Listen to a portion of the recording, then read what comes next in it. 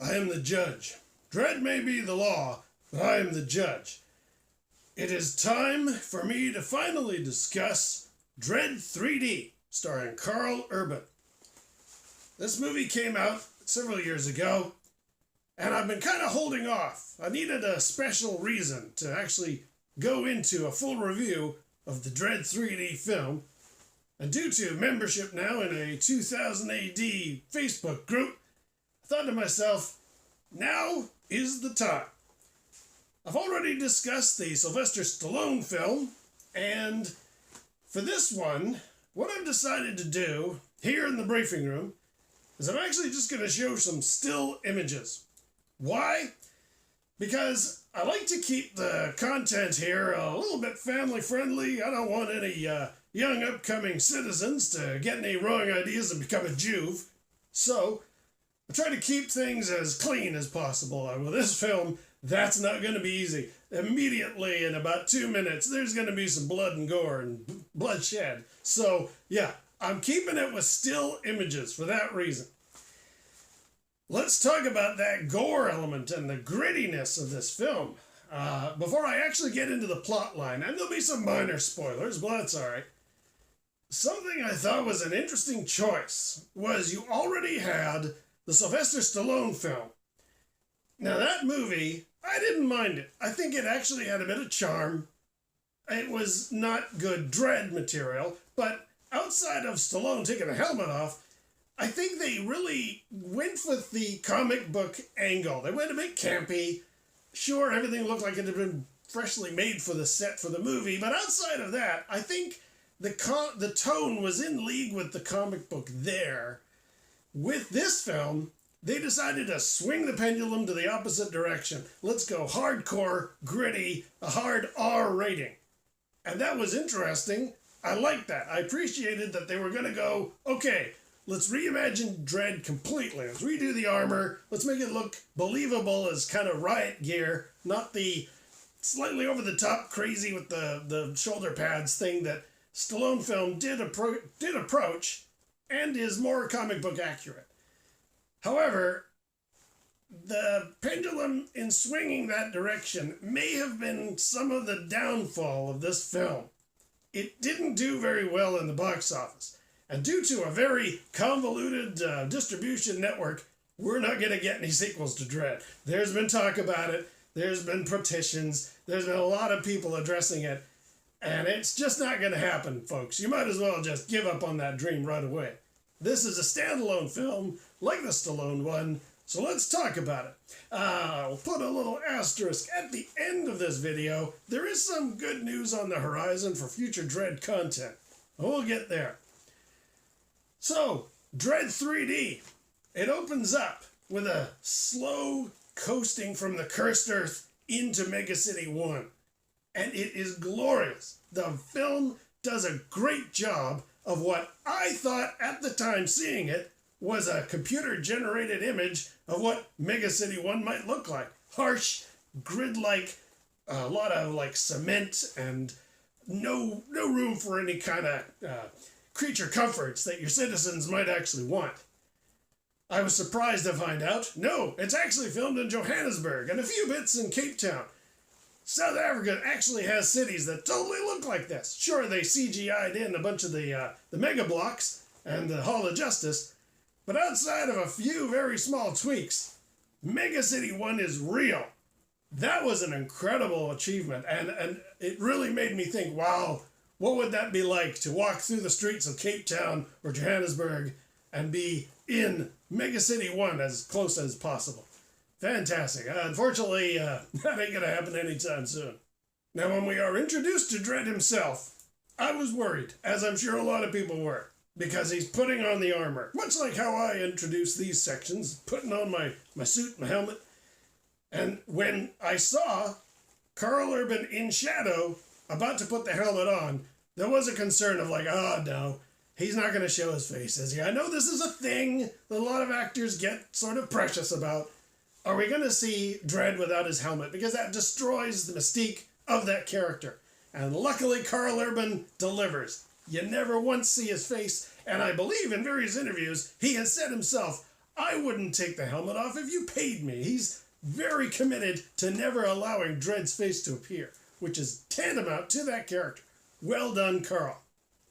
And after the initial bike chase that starts us off and introduces us to Dredd's manner of how to arrest perps, we're into a scene in a mall where one of the perps has managed to take a hostage, and Karl Urban, in just standing there, he captures the presence of Dredd. He does such an amazing job.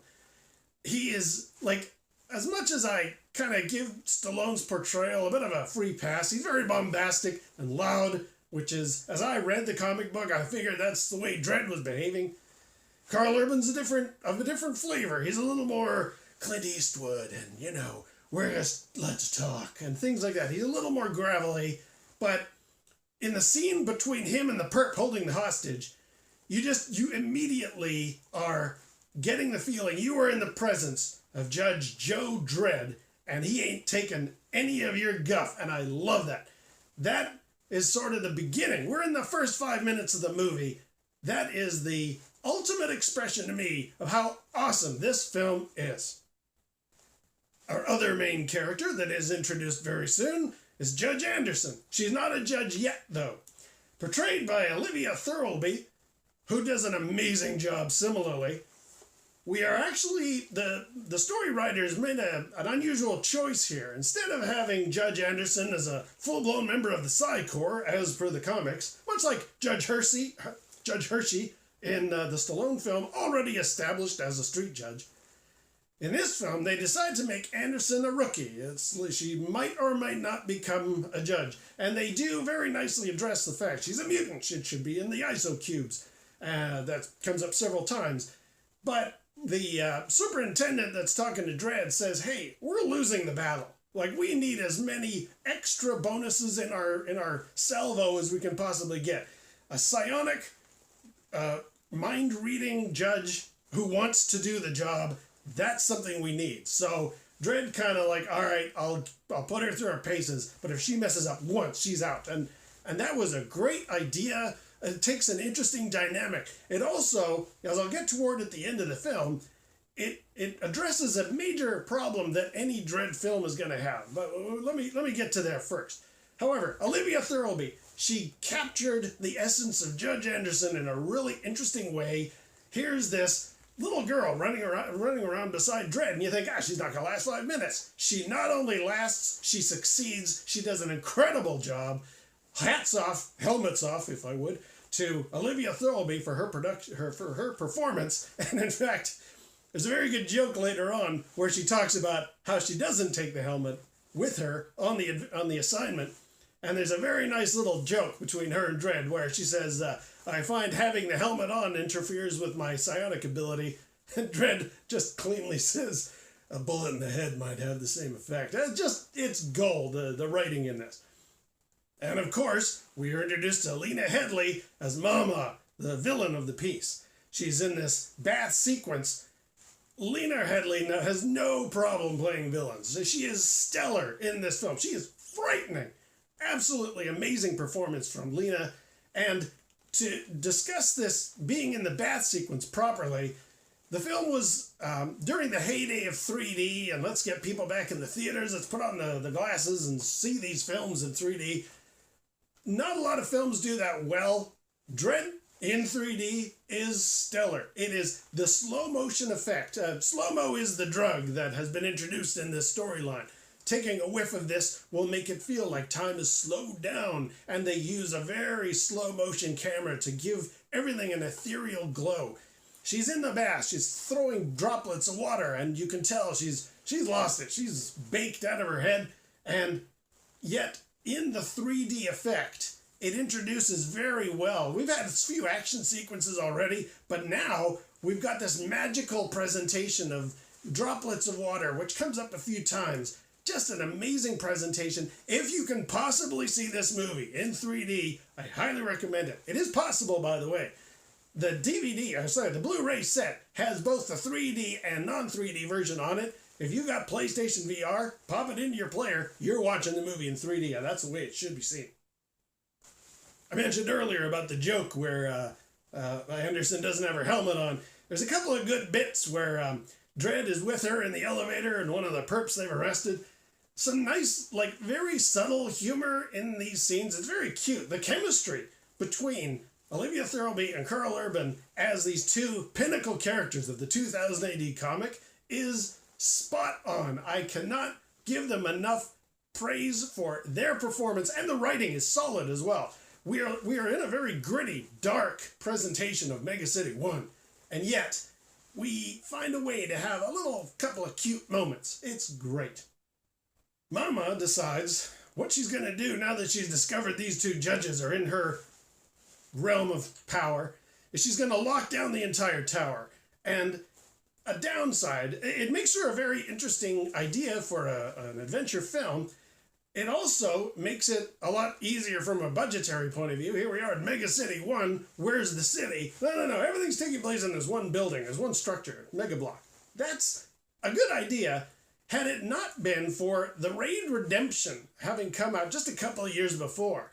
And it's a very similar plot line. Somebody locked into a building full of bad guys. So I think a lot of people, when they heard this, the plot line of Dredd, which wasn't very well wasn't very well advertised. There was not a lot in the way of like trailers and that. But people who heard about it were just like, nah, it's just the Raid Redemption. I've already seen that film. A lot of people no doubt dismissed this movie as just a remake or a ripoff. And that's very unfortunate because I probably imagine there are great parallels between these two films. But I think the way Dredd has done this as a paying respect to the original intellectual property from 2000 AD, I think you got to give it a try. And it's not just a comic book movie.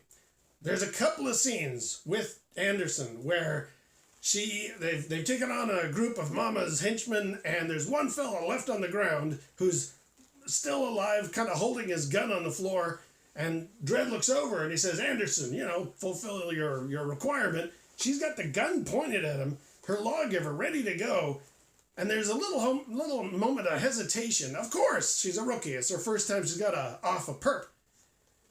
But she decides to go through with it anyway, which probably in the hands of any other filmmaker might have been, she's got a clash of conscience and there's a thought process that has to go into that. But these are street judges in Mega City 1. This is how they operate, especially in this much more grisly, grittier, darker version of this telling of the Dredd story. So when she has him with no provocation, I was almost expecting the first time I saw the film, he does have the gun down on the floor. I was almost going to expect one of those Hollywood moments of like he somehow leans forward, whips up, he's going to get the gun at her, and then she shoots him because that's justified in the minds of most audience members. No, she has him in her sights, and there's this moment of hesitation, and then she pulls the trigger and she offs him. And that is a very powerful moment of character development. She is determined to be a street judge, even as that's a dirty job at some times.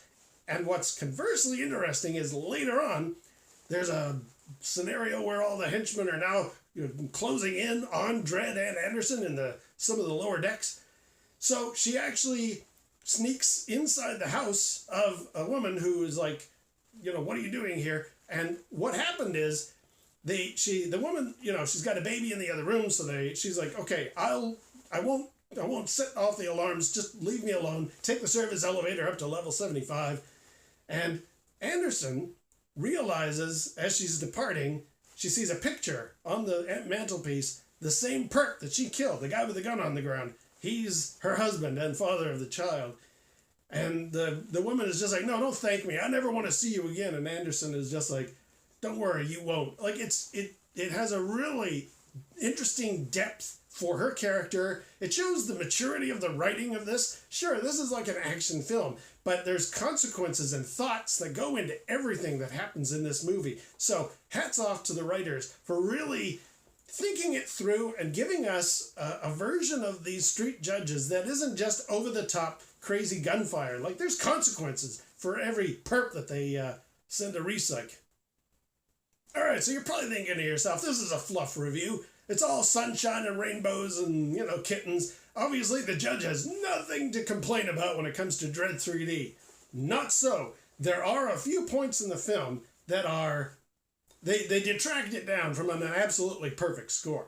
First of all, the fellow with the funny eyes has managed to infiltrate the security system, and what they do is they actually lock down Dredd and Anderson and their hostage, and what they've done is they've actually, these steel bars roll down and lock them in place. And there's even a line that Dredd says where you're going to need like a torch to get through this. So you think to yourself, all right, you guys are hooped. You're not going to move from this spot. You are in lockdown. And Mama releases her men to go after and, go and take care of the judges finally, now that they're penned in. But then, with very little explanation, Dredd just says, okay, well, let's split up. And he starts walking away, and Henderson takes their prisoner the other direction, and they just keep walking. I was like, wait a minute, I thought you were all in lockdown. What the heck happened there? Maybe it was a missing scene. I don't know. But it came across as a bit of a weak moment in the plot.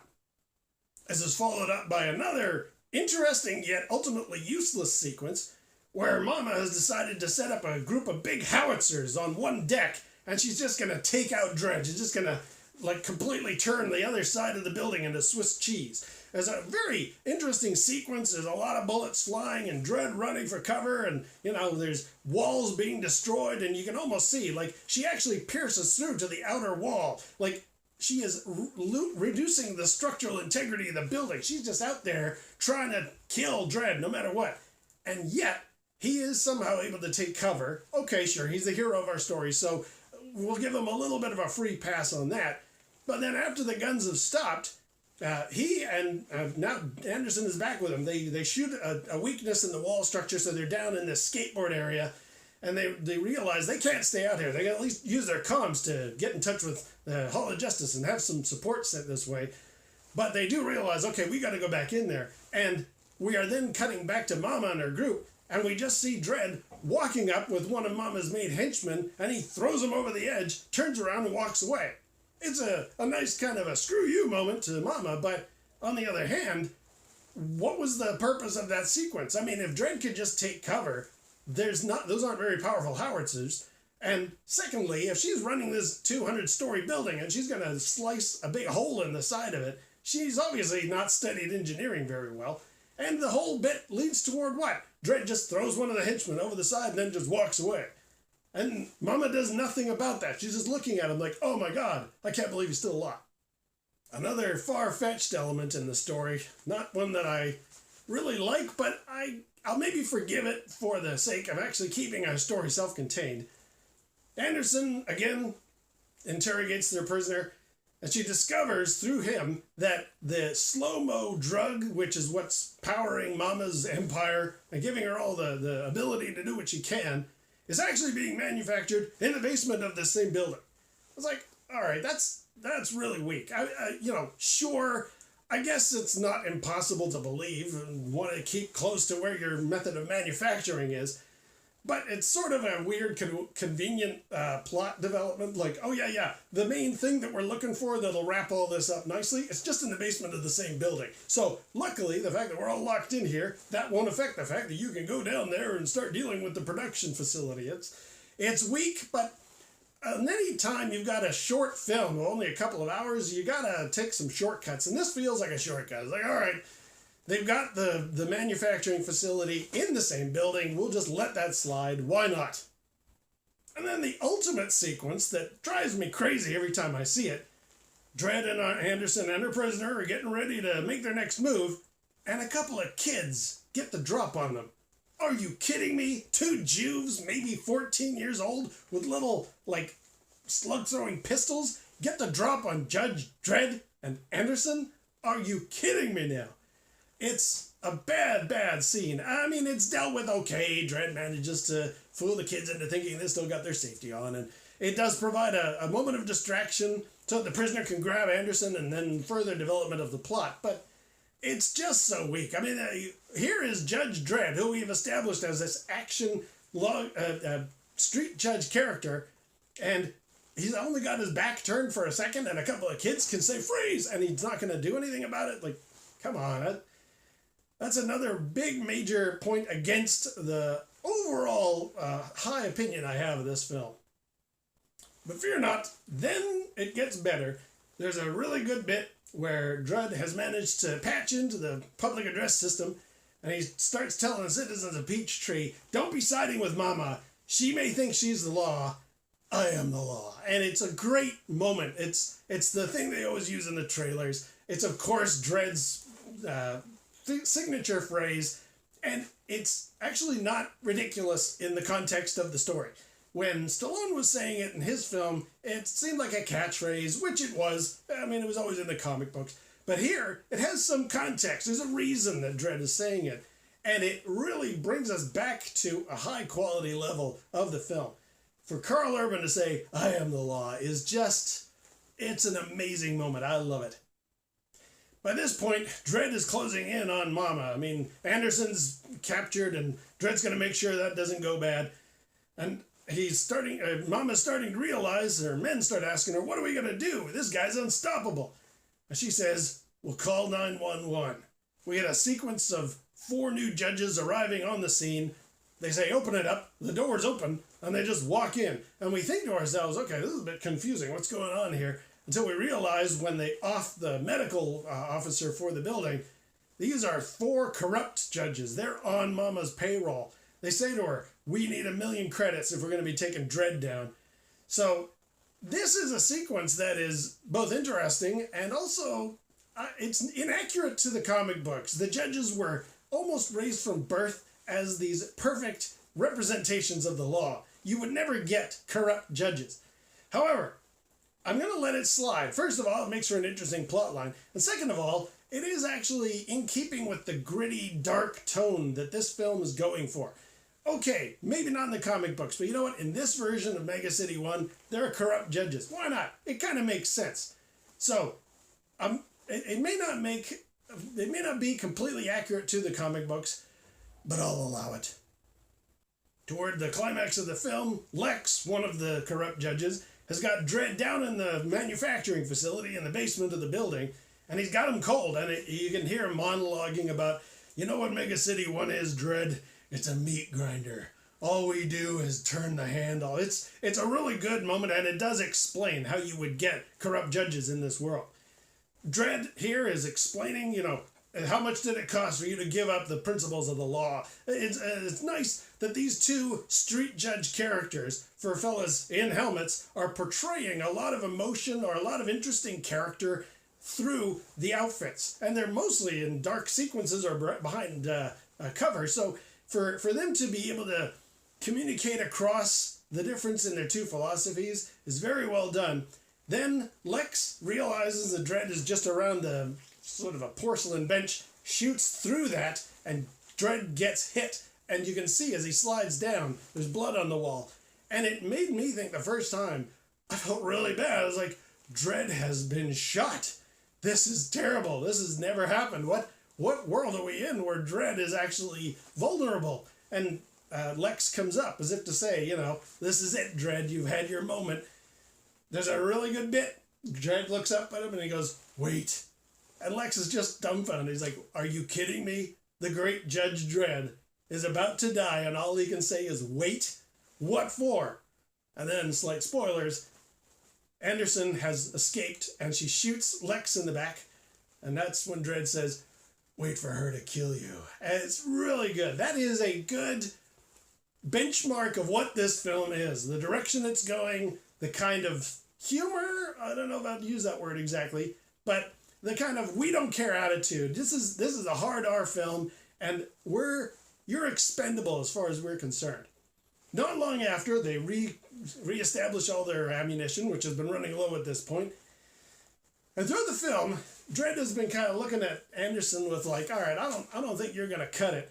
And in this bit, she actually turns and she's like, okay, I know how we can get up to where Mama is.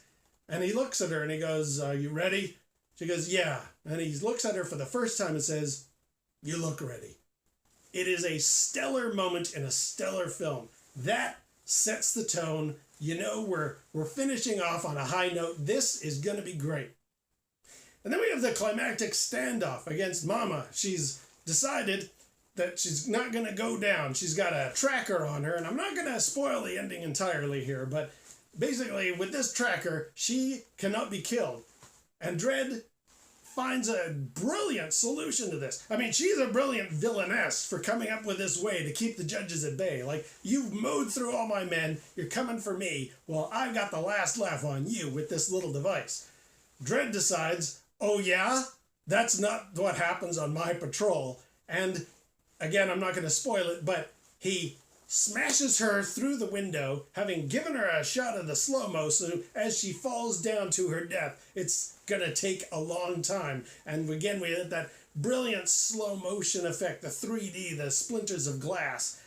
And there is actually this very poignant scene, because Dredd has launched her through the window, he's pulling his hand back, and it kind of looks like he's waving goodbye.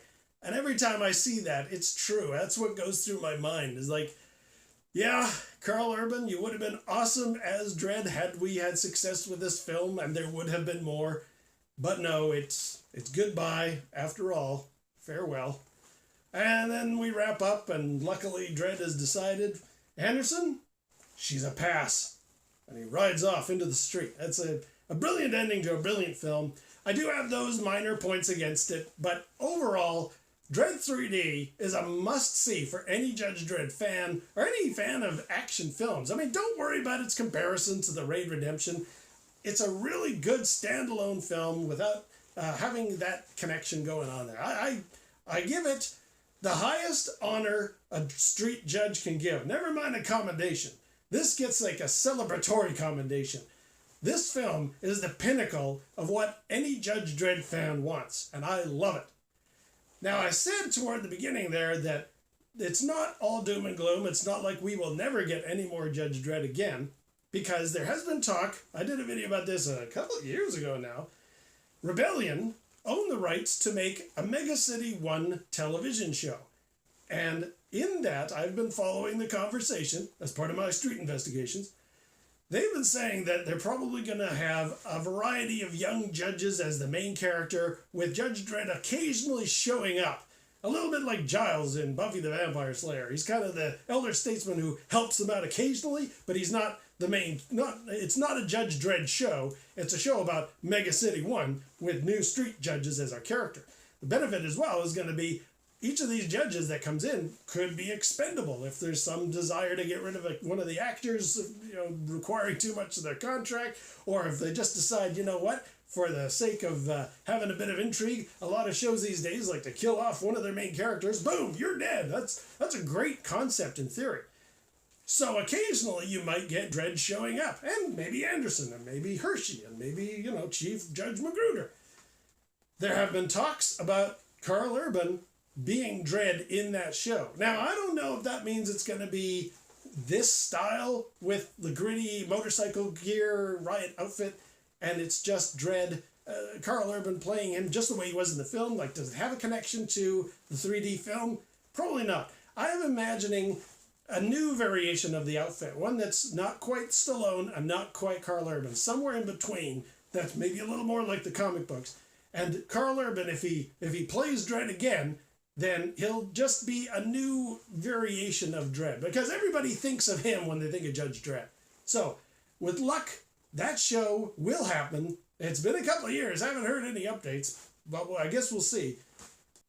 And I do happen to know that Karl Urban has said in various interviews he would be honored to play Dredd again. So, all the pieces are in place. Come on, Rebellion, let's make that show. Anyway, back to Dredd 3D. As I say, it gets a standing commendation from me. It is the best Judge Dredd film there is so far. It is everything that you would want in a Judge Dredd story, in a depiction of the world. Love it. I absolutely love this movie. Not perfect. It has its flaws, which I pointed out. But there you go. All right. Well, that's it. Again, kind of waited a long time to talk about Judge Dredd 3D. And I'm very happy to have finally reached this cornerstone. I'm really hoping my next video will be an update on what's happening with the Mega City 1 show, or if not, I still got some video game stuff I could do with Judge Dredd. Until next time, though, stay out of trouble.